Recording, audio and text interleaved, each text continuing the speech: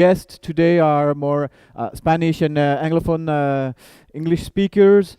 So my name is Valérian, and we have together Jennifer Osborne. Test, test, test. Jen Osborne. and Federico from Uruguay. okay. So I just want to remind you that the video is streamed live and will be live on the Zoom Saguenay platform, on Facebook, YouTube, I believe. So, welcome everyone. This is the 16th edition of the Zoom Photo Festival, and this year the topic is about the borders, front lines, and specifically today we're here to talk about the social front lines, social inequities, and how maybe the work of a photojournalist can contribute to kind of bridge the social gaps that exist within society. And we have two very different projects. Federico is showing a work about the shoe shiner of La Paz, Bolivia. It's La Pulperie.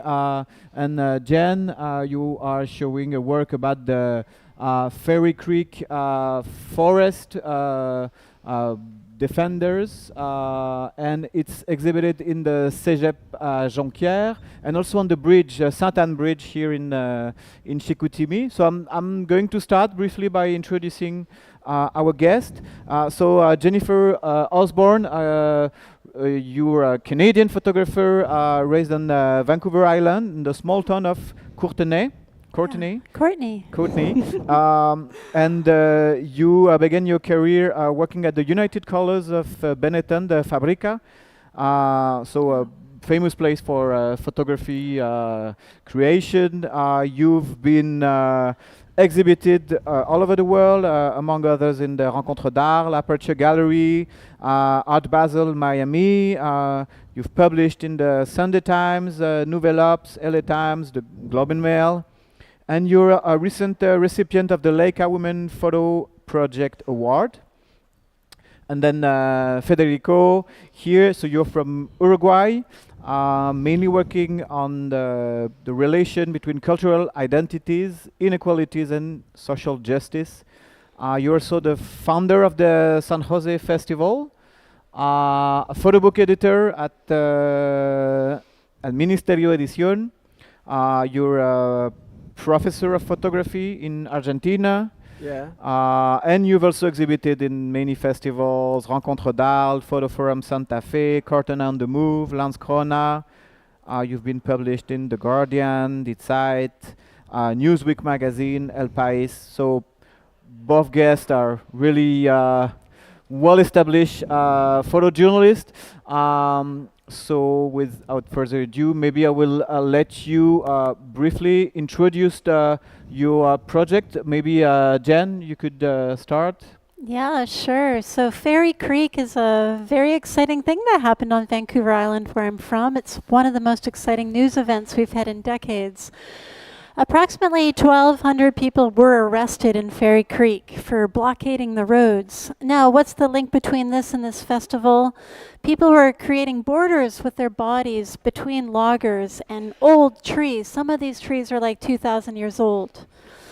So you see here, the photos are popping up. So it was mainly in the summer of 2021. People were using, we had like a funding called CERB in Canada. It's $2,000 a month. People were receiving for losing their work during COVID.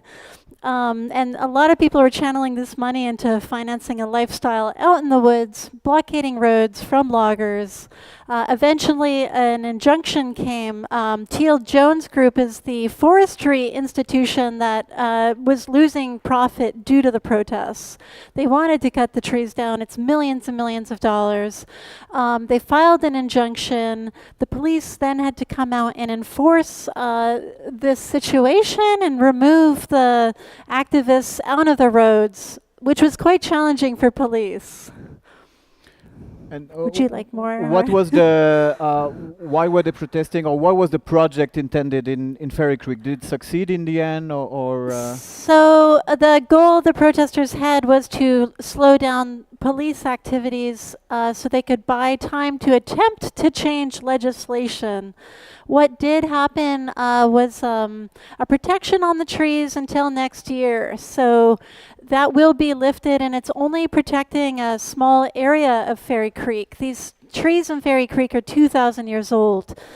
So we'll see if more protests are happening next year when they lift the protections that currently exist. What would be the use planned if the protection does not exist anymore? What? I believe we don't have SERB now, which was this funding the government gave people to compensate for the loss of jobs during the pandemic. So people would have to be out there at their own financial detriment. It is expensive to be out on those logging roads for months on end. Food in the region is very expensive there, for example.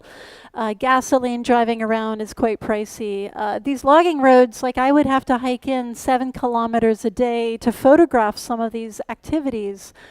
The police were blocking the roads. I couldn't drive in. So we'll see what that looks like post-COVID, if people can afford to be out there protesting to this extent. But I believe they will, because there's very die-hard activists protecting the nature. But the industry aim is really using the trees for logging. A lot of these trees, unfortunately, when they fall, they do smash. So a 2,000-year-old tree may be partially rotten on the inside. Not so many of them actually fall and stay intact when they hit the ground. So consequentially, many of the trees go to a facility called Drax. It's in the UK, and they're turned into toilet paper. And the few trees that do survive, these big trees, I'm talking like 14 feet wide, they are often exported to China. They're kept in a weird little water float situation. They're preserved in water, and they're going to be used at a later date for something. So it's a very dark situation. 2,000 years old toilet paper. Yeah, some of them, yeah. That's Some. the plan. Oh, also shingles on houses are made with these trees. So, yeah, my family unfortunately has shingles on their houses, and I had to tell them this is old growth forest. Well, thank you so much. So, Federico, would you introduce your project? Yeah. I from the beginning of my career, I was working a lot as a social worker, community organizer in rural areas of Uruguay. And when they use the camera, I try to seek a resolution of a social problem in the territory that is happening. And with the Shine Heroes, I get into the story of La Paz shoe shiners that they must use a mask to work. It's the worst job of society. There is a lot of discrimination, and there is no sense to practice that. But the citizens of La Paz discriminate the shoe shiners.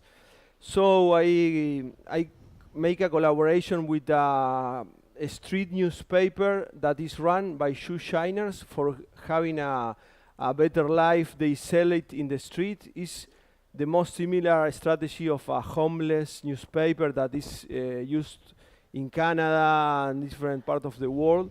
But this strict shoe shiner newspaper, and the idea was to build emancipation story, collaborating with them from the beginning. And the main product will be a photo book that will be inside the newspaper that they run it. So this is the regular one that is 20 years old, monthly printed for helping the life. And this is the final photo book that we produced together, the same format.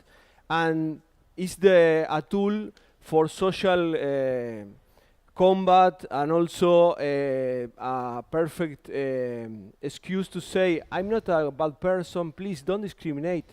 I'm a superhero. So we create a fictional new city that is Shineland, and we use the mask as a the perfect ideal of a hero. Also, they have polishing cream and tools to clean and do a good thing for society. So are the similar aspect of a superhero, and with this idea we create an emancipation story that is useful, and also cleaning the ideal of discrimination in the citizens. So they sell it in the street, and all the imaginary is used in many products by this organization.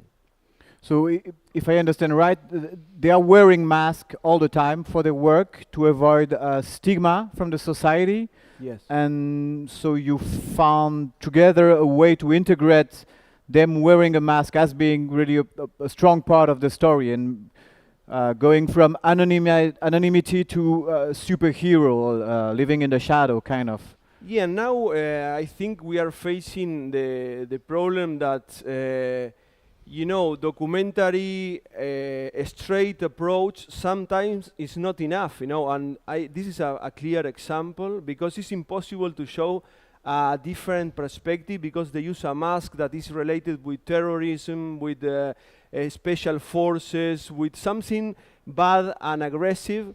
So I'm working as a storyteller using fiction, and we create the fiction to create a new reality that help them in a fast way, and also cleaning the stigma.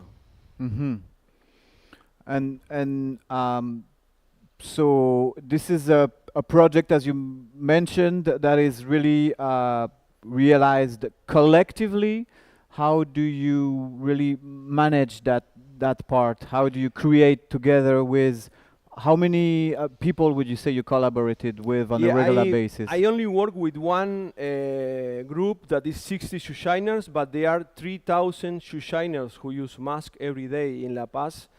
So they run, this special group run the newspaper, and I was really worried about I'm really worried about the distribution of our projects in the photo industry, because sometimes we do wonderful projects about climate change, or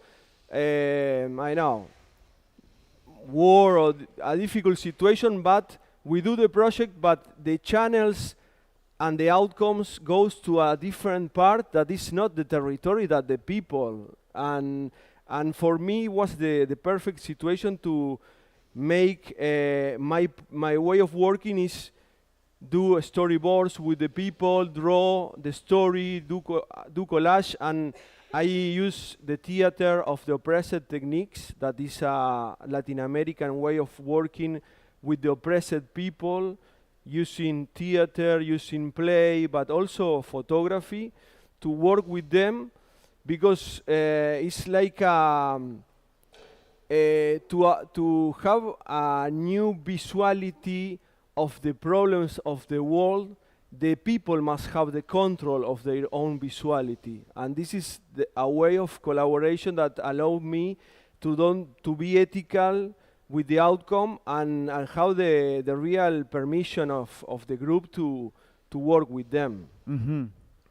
And Jen, I guess for you, your approach must have been quite different. You arrived in a group that was probably really organized and had very clear objective. And I believe Alexi this morning was been working in maybe quite similar situation with activist groups in forest.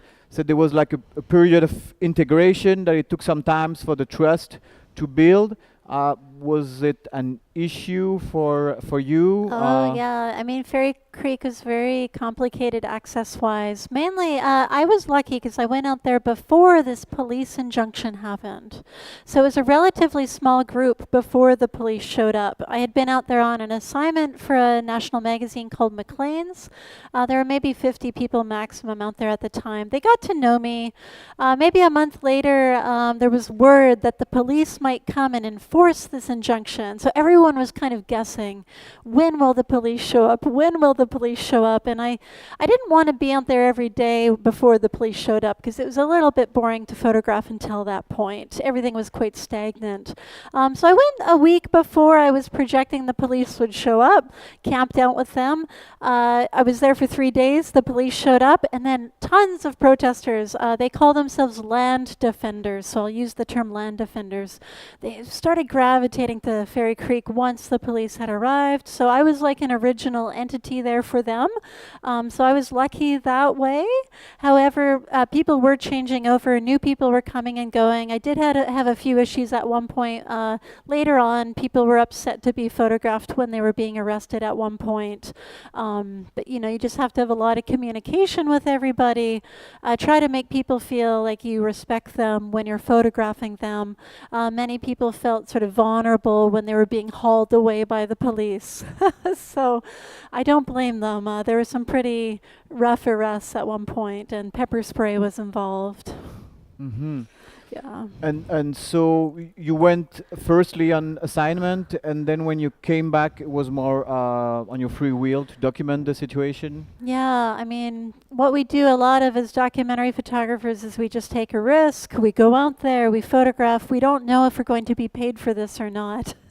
So you have to be resilient. So I feel like I identify with the land defenders. They're very resilient people. I mean, it was tough conditions out there. It was pouring rain many of the days. I mean, these are gravel roads. We're walking. We can't drive anywhere in the central areas of the blockades. So I figure they're quite a bit tougher than I am. So if they could do that work, I could at least just be out there camping and taking pictures. I wasn't constructing large blockades and things like they were. So. And you're a neighbor in Canadian terms, so a couple hours away from them? Yeah, I relate to this story. I'm very connected to nature. A lot of my work today is about wildfire. I grew up in a very rural community, a population maybe 40,000 when I was a kid. It's more like 80,000 today. I feel like to photograph powerful images, we do have to relate to the subject matter, and I have a strong connection to nature. I should mention, like, you know, as a journalist, we're supposed to be a neutral entity when we're out there, but of course, if you're there for months on end, you're not really getting paid to be there. There has to be a common interest between yourself, the photographer, and the story. So I felt it was important to be there. And then when you try to distribute the work, was it ever an issue, the fact that maybe you got somehow close to one side, let's say, of the issue? Did someone mention it, or? You know, it was weird because at one point nobody knew what I was, because I was really trying hard to abide by the journalistic standards and practices of being a neutral member of the press. So even though in my mind I'm thinking a certain way, like, yes, protect the tree. Obviously, I don't want these 2,000-year-old trees to be cut down, let's be honest. But while I was there, I could not declare my opinion publicly. I wanted the loggers to be okay with me. I was trying to photograph the loggers. I wanted the police to let me stay in the zone. I didn't want to get kicked out. And I wanted the land defenders to accept me and to feel safe with me. So it was a very difficult line to keep all three factions happy with my presence. Of course, people were getting angry at me sometimes from all sides. The police yelled at me. The loggers were threatening to stab my vehicle towards the end. They were breaking tires at one point because they were angry at the protests. And activists were upset that I published them in the Globe and Mail one time. So you can't keep everyone happy. It's a very difficult environment, but luckily activists were coming and going. I just found the people that were comfortable with me and photographed them. And what about you, Federico? Are you able to keep everyone happy, you feel, in your project? Yes, this is my main ethical concern, because when you approach to the people, they trust on you, and also for me it's like a forever life, a long life contract, because all the photo story will be available for them also, for the organizations. I only work with organizations. I don't like to work with individuals because I like to be sustainable in the aftermath of the project. And the ideal was to I have a presentation. Can we play the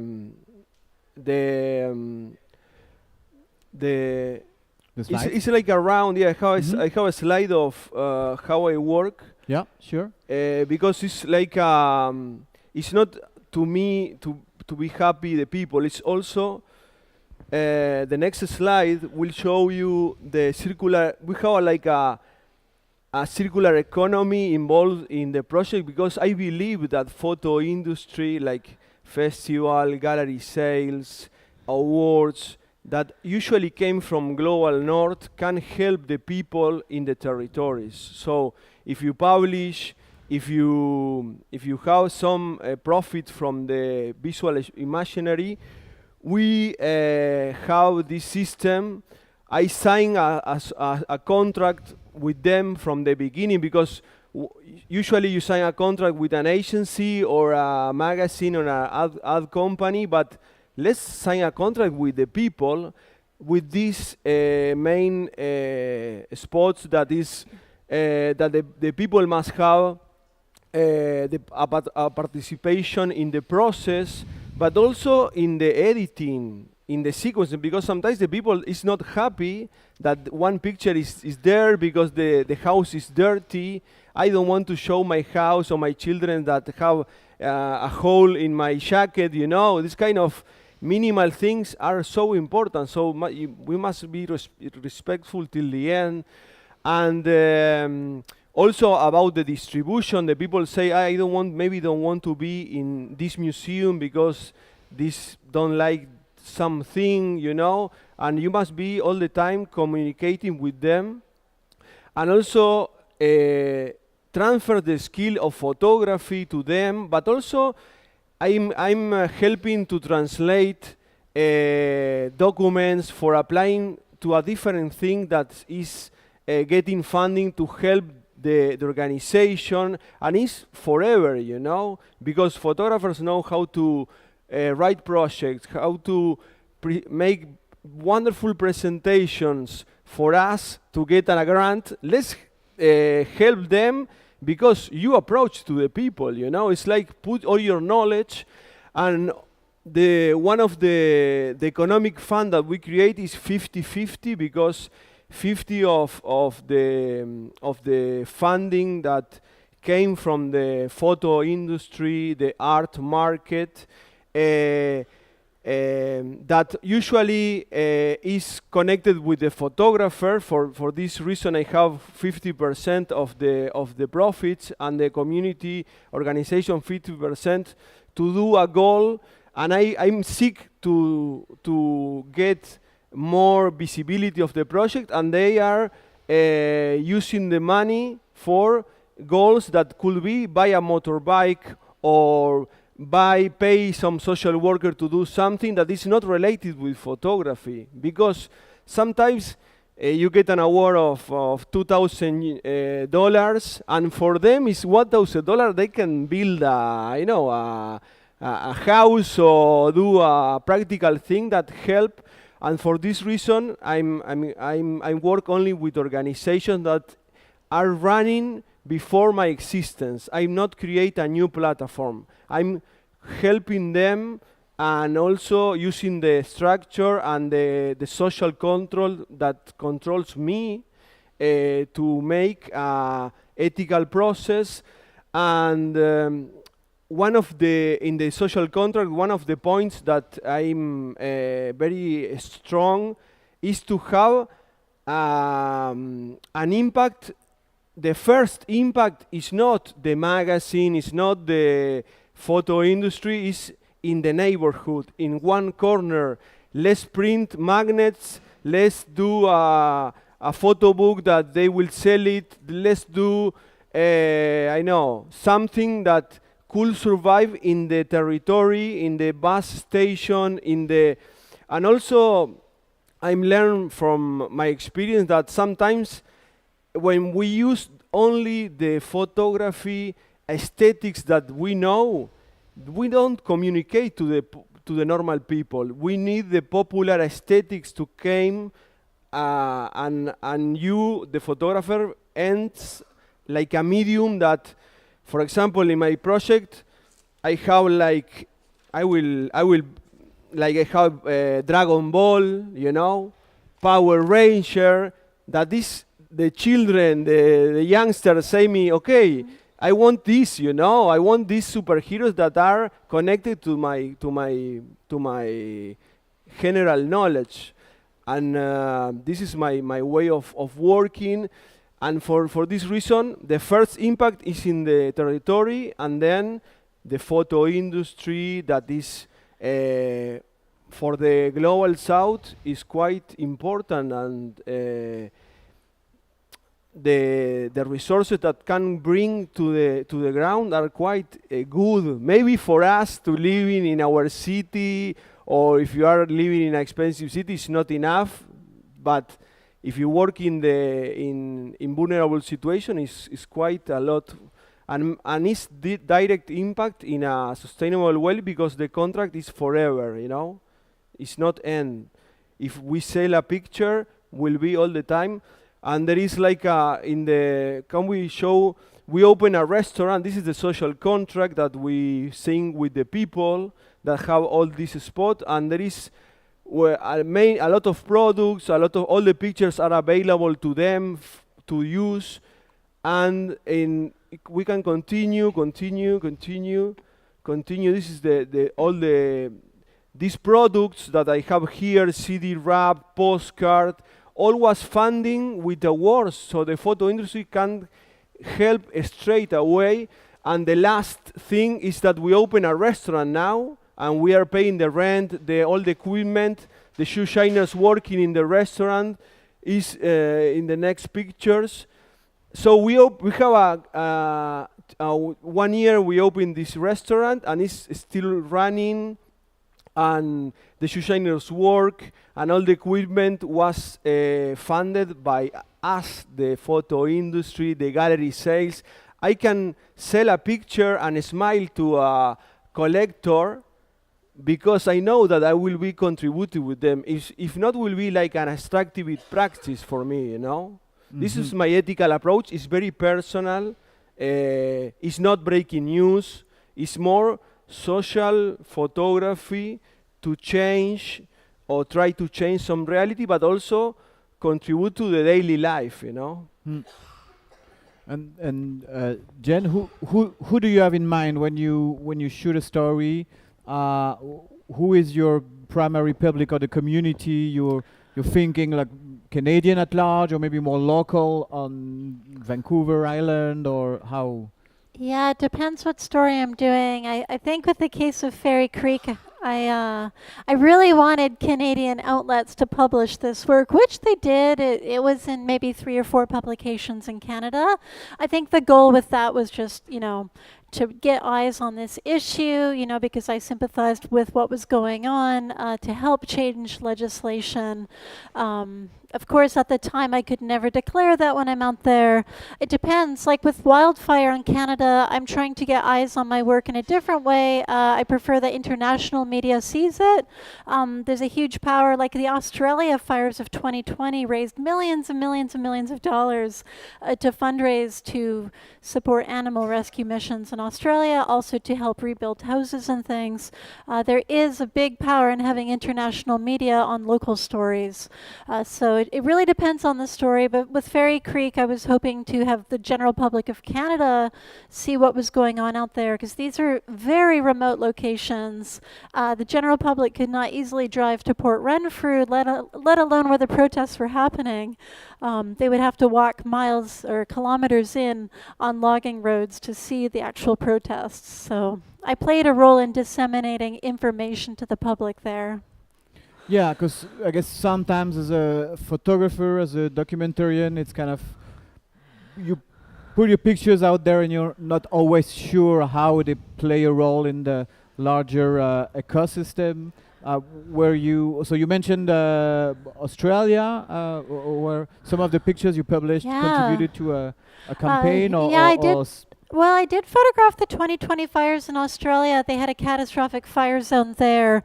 But you know, there were so many photographers there. It's really hard to know what work my had as an impact on fundraising there.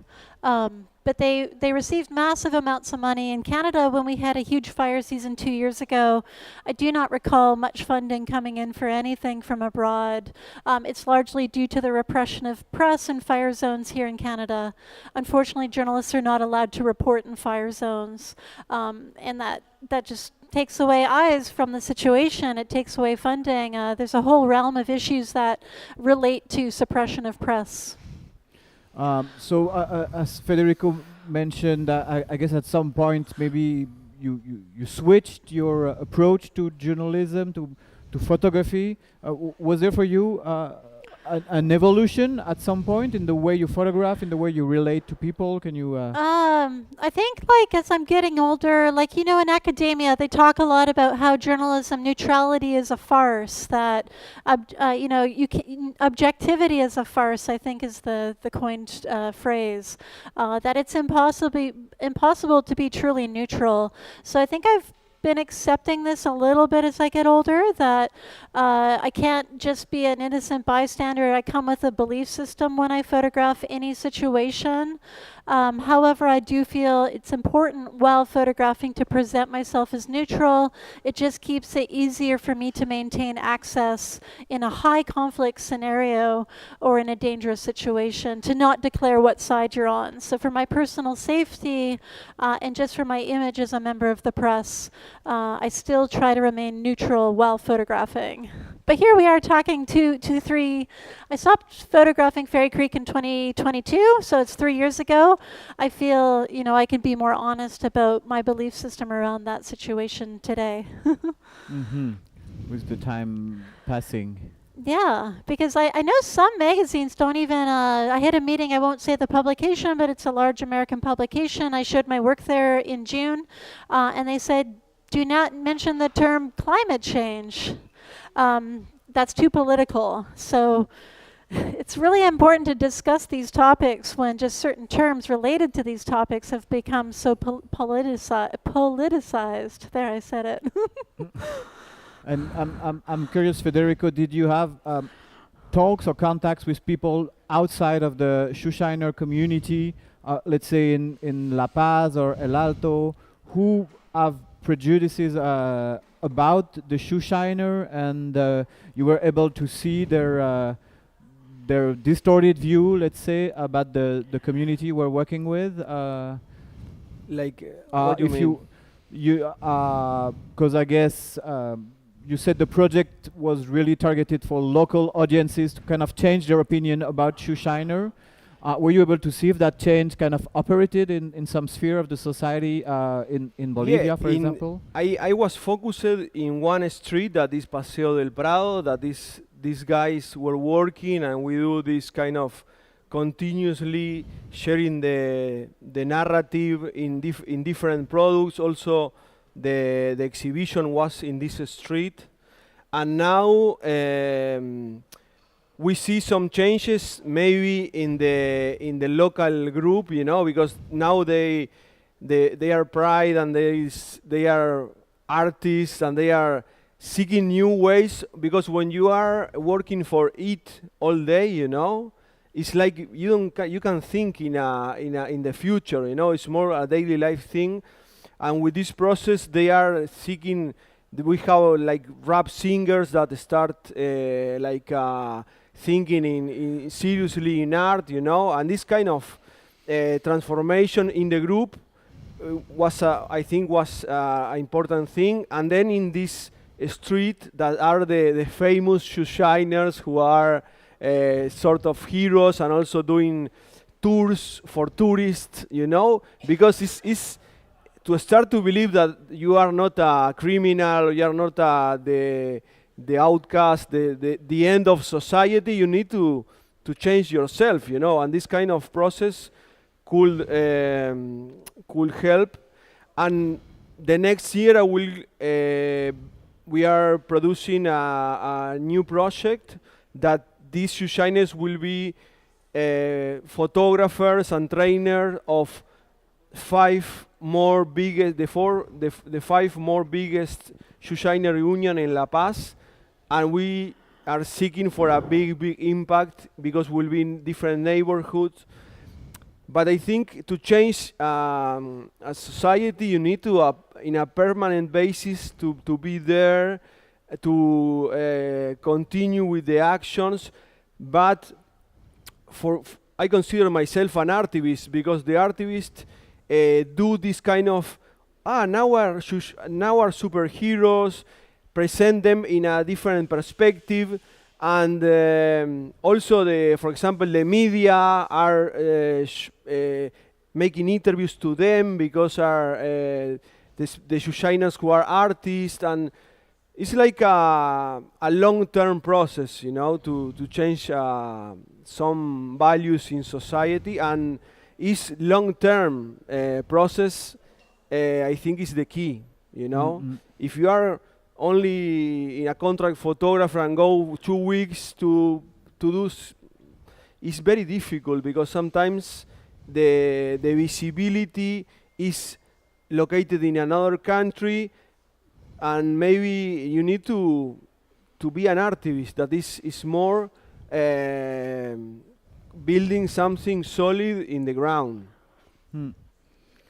And so, Jen, you've been working on Ferry Creek for a couple months in 21-22. Yeah, like maybe 5 months 5 if you put months. all the days together. Yeah.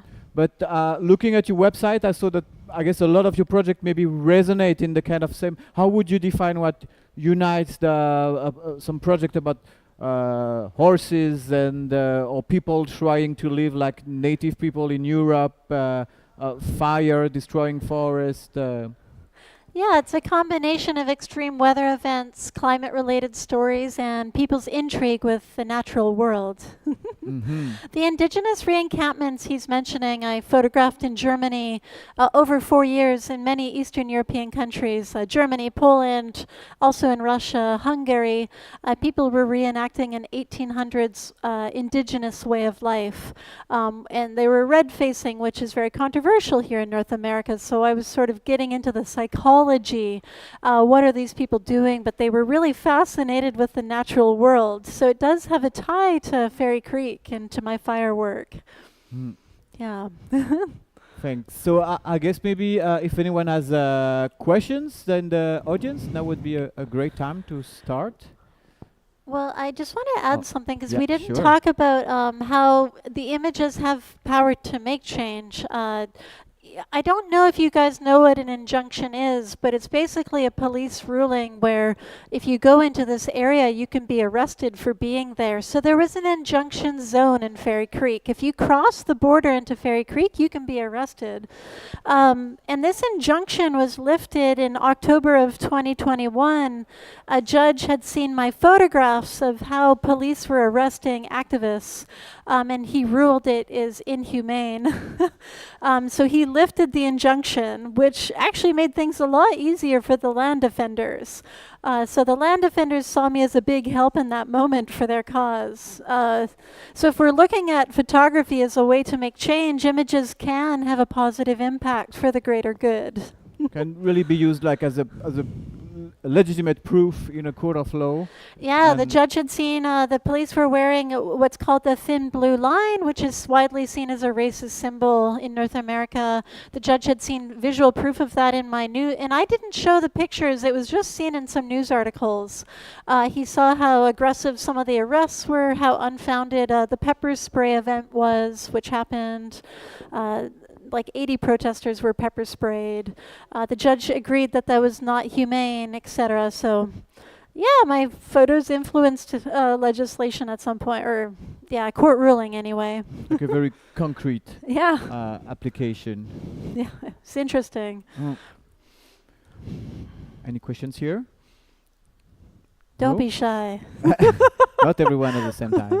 No, I remember the, medicine, Doctors Without Borders was born for pictures of Biafra people in a famine, and but was, I think, in the 70s, all the media was in like a very concrete channels, magazines, but now we have an archipelago of medias, and so I think we need to play in both sides, in the media, but also we can do like a different strategy with the image to be useful for them, what the protester of Creek wants, maybe they need some different approach and work in different channels, because we are responsible for being there as a photographer, and when we have the trust of the community. It depends if it is a breaking news, a fast event that is happening, but if it is a community that is established in one territory, that is the same people that you go, I think you must change some of the practice, and also talk about the profit that you make with the images. Mhm. So it brings a lot of very practical or logistical questions about how you are able to work in so much a shared way with the community. Maybe for me, one question that comes to mind is sometimes as a photographer it could be frustrating to work with some people who have very little experience of photography. Sometimes it can bring very creative result and surprising, and also sometimes maybe they can choose to go in a direction which you would feel is maybe overdone or not very interesting, not very original. How do you deal with that? How do you, what role do you play if there's, let's say, a storyboard that is being made or an editing that is being made together? I can't imagine myself editing pictures with a large group of people. It's crazy. For example, the shoe shiners woman asked me for more pictures of women in the series, because they were doing like we only shoot on Saturdays, like a cinema crew, we go in a minibus to some locations and we shoot with them because it's the only free day that they have. So, and then only on Saturdays it was the workshop of sharing for example the storyboard and also the pictures that we have, and taking decisions together. Sometimes you finish like a producer of their own narrative. You must be really flexible and not to push your own style. And my ideal is to use the fictional side, because I believe that it's more, we are all nights consuming fiction, Netflix series, Amazon, all the platforms are showing fiction. We don't want to see news because we want to relax. So let's use this strategy and to show like something different that give you pride to the group, but also I think the photo industry is willing to this kind of narratives that the people put their own aesthetics and their own knowledge in a horizontal way, But you must be patient, and it's a long-term project. I was 4 years in the Shoeshine project, and it's a lot of. I have the umbrella of the organization. There is like a president, an organization that give me this umbrella to work, and also is in all our shoe shiners, but you need this kind of grassroots organization established to apply this kind of methodology that I propose. Mm-hmm. Yeah. And there's oh, questions. okay. Yes, please. Maybe on the microphone so that we can have it on in the video for everyone.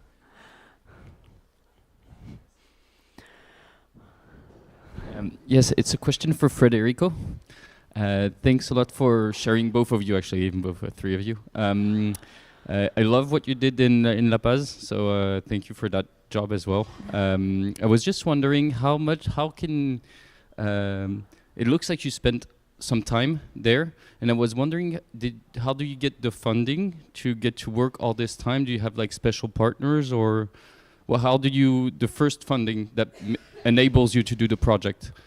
It's like because it's impossible to at the beginning get the funding. I like to run myself the process, because it's like a social process, and it's very difficult without results to get a grant or something like that.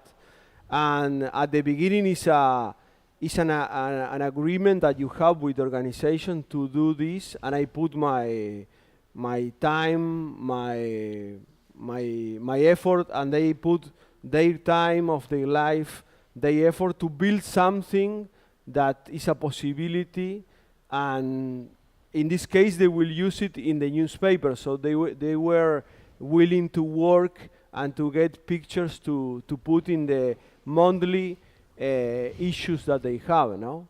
But it's self-funded, you know, from the beginning, because it's I think now this series, for example, that is all stage photography, but all the documentary magazines like to publish, you know, so, and ask me for captions, and sometimes it's like I must do like a very simple caption to be in the system of these magazines, but it's like they don't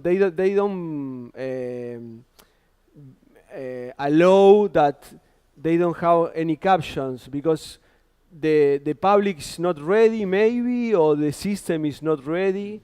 It's more like the theater of the oppressed, believing making a play, making a theater play to show the oppression and to fight with this oppression. So you need like a series or one body of work that allow to the next. But the photo industry is also willing to fresh ideas and fresh insights of how to work with people. So I think long-term process start with an effort of both sides, you know. I have a following question. Yeah. And you were the one that initiated this. They didn't ask for you to leave something there to help them do something. You came and said, let's do something together. Yeah. You did it. Okay. Yeah. Yeah, because I can't believe that the mask was the protection of the group, but also the thing that reinforced the stigma and the discrimination, and it was like a dead alley that was impossible to go out. And I study the newspaper, and I have seen a lot of photographers taking pictures. Maybe I can get an award if I do the sad story of the shoe shiners of La Paz, black and white, heavy black and white, because to have more sad aestheticals, and maybe I get, but for them it's not useful. This is my point, you know, that sometimes the industry push us to do something, and because we have the budget for 1 week, we push the community. So it's my way of working is like making a bet. I will start a project in Colombia. Now I'm paying my flight, my thing to start, and we'll do what happened, you know. Thanks a lot for sharing. Do we have any other questions? Jen, what happens in a year from now when the moratorium lifts? Are you going to revisit the project? Oh, yeah, definitely. So I should mention in Fairy Creek, some of the members who particularly appreciated my work out there, they've invited me back today. There is a very small blockade going on. It is in an area where the moratorium to protect the trees is not currently standing. So there are actions going on. It's just, it's very difficult to get to that location, but certainly if it lifts and if there's bigger protests, I will 100% be back there. And have you documented the trees themselves? Have you? Yeah, I've tried. You know, it's so hard to get compelling images of the big trees, and I do have a few in this edit. I have a few images of activists sitting and praying around the trees, and they're very spiritual looking. The trees tend to not get much great light on them. They're blocked by all the other trees. There's not much clearance. You usually have to get quite close to the trees, and I haven't quite figured out how to photograph them. There's another photographer who has been working on the history of the trees, like how they've been cut, and he visits the stumps after large trees have been cut, so he has photos before and after ancient trees were cut. So I haven't figured out another approach that's different from his, but I'm always thinking about it. Is that TJ Wyatt? Yeah, TJ Watt, yeah. Yeah, he's got a beautiful project. It's completely different from mine, but it helps tell the story if you're interested to see his work. TJ Watt, yeah, W-A-T-T, I believe, yeah. He works for an NGO that helps save the trees, so it's part of his job to document the trees visually. His NGO work pays him to do that. Jen, among your projects, you have so you talked a little bit about these like German people reenacting 18th century native. You have this Fairy Creek project. I also see a recent project about people believing in UFOs, or there's a UFO festival. Is there a common, like it seems like all these people kind of want to wish for a different world, sometimes a better version of a world. Is there like something you're following in there? You know, it's just, the UFO project was just a short assignment I pitched. It was published in the London Sunday Times and also the Wall Street Journal, I think. Did you see it in the Wall Street Journal? I can't even remember. I'm sure it was the Wall Street Journal. But I've always been fascinated by subculture and fringe society. And that intertwines nicely with my other interest in the natural world out at Fairy Creek, because those people are very much a subculture. Being out there, it's very punk rock to be out there protecting the trees in the way they did. So the UFOs is another fringe society little group, and I might expand upon the UFO project. I might turn that into a longer form series in the future. We'll see. Any questions?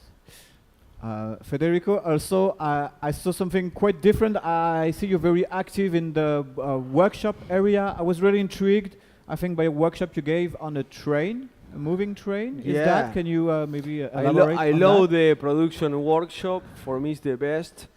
And was experience for the Bienal de Tucumán, the Photography Bienale de Tucumán, Argentina. And they invite me with Sara Guaira from Bolivia to run a festival, to run the workshop in a moving train with 50 people. And was like 72 hours going to one spot to another. And we must get down from the train with a multimedia piece to show in the festival. And the interaction was with the landscape, but also with the passengers, and we create different dynamics. For example, create each group of the workshop create a train movie poster. So with the design, and also make some participations with the passengers, writing and drawing, like this kind of interaction I like, because I believe that the popular aesthetic sometimes is not in the museums, it's not in the art stories in the street, in the things that are happening now. And I like this kind of interaction, and we was crazy because all the people editing was like 2 plugs in the train, and all the people, all the cables hot, and some passengers come by, and I like this kind of experience, and I've been doing like once a year, one crazy workshop in one festival. Cool. Last year in Chile also, that we make like couples of one neighbor and one photographer creating a piece that will be in the street, and we paste photograph in the street and also in the stones, in old furniture from the trash, and we create with the resources. What good thing that I learned from my social practice is when you have the funding to do crazy big outdoors prints, and you need money to do the action, this action won't replicate in the future. You need to start with the low budget from the beginning. You need to start to, okay, this is what we need, and this is sustainable the next year. And for this reason, I like to work with the resources that we have, and it's like very challenging, but also I love it. Wait, do you sleep on the train? Like, the people sleep, or do they stay awake for 72 hours? No, the people sleep, the people eat there. It's cool. We have stops and taking pictures in each. But I think was a great experience. It's like because the production workshop is very horizontal. All the knowledge that maybe a photographer have, but you are facing a new reality, an uncomfortable reality. Sometimes photographers that are not very well experimented have more resolution because they have some capability that is good for this situation. And in my workshop I say, if you work as an accountant, you have a knowledge. If you work as a printer, if you work as taking care of old people, you have this knowledge, use it in your photography. It's not only photography. And there is a lack of training on how to work with social groups. Social workers, they were trained and they have some practice. The doctors have some practice. And if we learn aesthetics and technical skills in photography, we should have social working and dynamics, group dynamics in this, in this training to be ethical, because we do a lot of mistakes with the promise of visibility, and sometimes it's better to throw the pictures from a plane and not make a wonderful hardcover photo book to be in the table of one house in the town, because we want a democratic medium and to share the message. It's like we need to talk about this kind of. For this we need to be responsible in the outcome more than ever, because the media sometimes is not giving us the perfect platforms, and we must take the action, and this is the activism that we need to put in our chip as storytellers. Well, thank you so much to both of you. If there's no more questions here, I do remind you that tomorrow, Friday, we have 3 more conferences. At 10:30 with Louis Palus and Laurent Turchier will be in English as well. 1:30 with Martin Tremblay and Frédéric Seguin, so going to be in French. And the final conference at 3 p.m. tomorrow with César Desfoulis, Marie-France Coaillet, and Emeline Sauzet. So please don't miss those. And well, good afternoon. And there's the book launch at the Pulperie at 4:30. 5:30? 4:30 or 5:30? 4:30, and then the big launch of the festival is at 5. So see you there.